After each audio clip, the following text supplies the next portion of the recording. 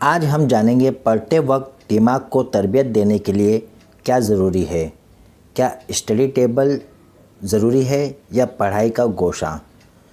दिमाग को तरबियत देने के लिए ज़रूरी है कि आप घर या अपने कमरे में स्टडी टेबल या पढ़ाई का एक गोशा बनाइए, यानी एक जगह बनाइए और हमेशा वहीं बैठकर पढ़ाई कीजिए।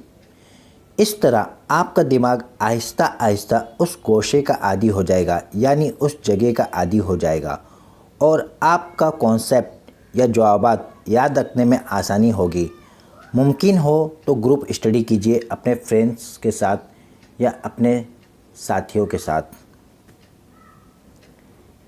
यह है चंद टिप्स जिसके ज़रिए से आप अपने पढ़ाई और अपने दिमाग को तरबियत देने के लिए ज़रूरी इस्तेमाल कर सकते हैं स्टडी टेबल और पढ़ाई का गोशा।